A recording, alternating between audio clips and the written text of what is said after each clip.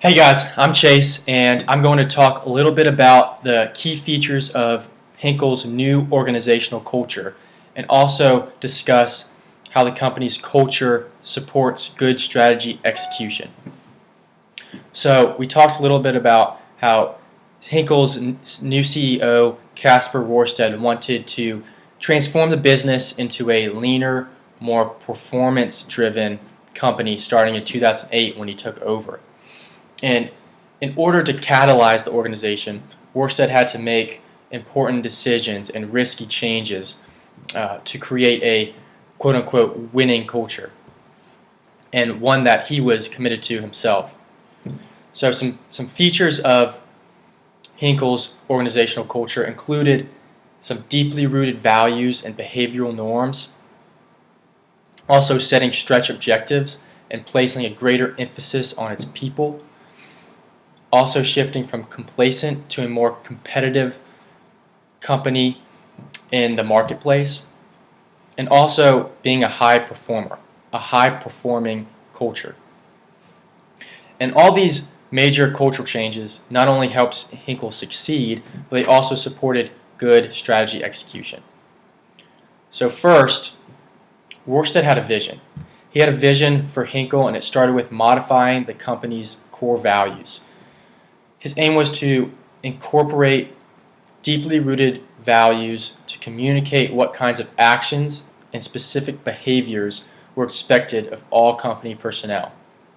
And this was achieved only by the dedication and commitment by Rorsted to communicate these values frequently and daily through weekly workshops and team meetings. Also, like I said before, the company took a greater initiative to focus on its people inside the company. Management coveted people that shared strongly held beliefs about how the company's business was being conducted, and also wanted personnel that possessed a willingness to embrace the company's new core values. But I think the most apparent change was a shift away from complacency to a more competitive, high-performing work environment. And the company was, able to show stable growth over the last few decades. So employees, and managers, they were content with the way things were moving and how things were going. There were never really any risk-taking. And Henkel management, they just settled. They settled for second place, third place. They weren't striving to be the best, to be the leader. That was until Casper Rorsted re-energized the company culture and introduced a new performance management system to kind of spur innovation and create a pervasive, results-oriented work climate to drive competition. The clear, expectation ever since Rorsted took over has been that all employees will display high-performing behaviors and have a passion for making the company successful. And also another feature of Henkel's inspired organizational culture was setting stretch objectives to achieve its full potential. In the past, Henkel set easy individual as well as financial targets, causing employees to remain complacent and not nearly as motivated as they should be. And Rorsted achieved success by changing the attitude of the company by employing what he called vicious financial targets, which even left analysts skeptical and wondering, how Henkel could meet or beat such high expectations and such high targets. But by setting stretch objectives, Rorsted got the most out of his employees because they had to work harder and perform at a higher level.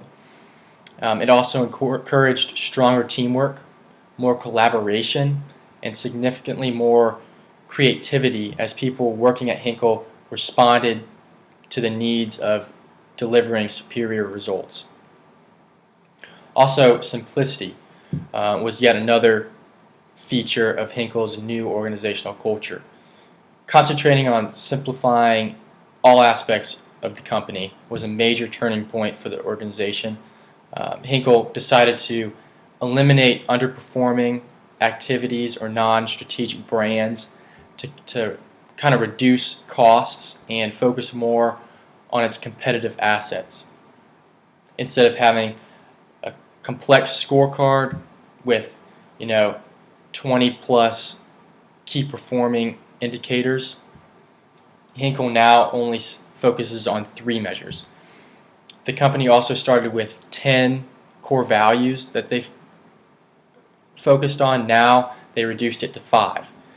So by simplifying things across the business, Henkel has been able to focus more on what it does best and reduce the complexity across the organization. So there's now a greater amount of understanding and communication with less confusion surrounding the company culture. So I think now Trey is going to talk a little bit about the financials of the company over the past few years and how this new strategy has succeeded and really been able to catch up to some of its competitors like 3M and L'Oreal.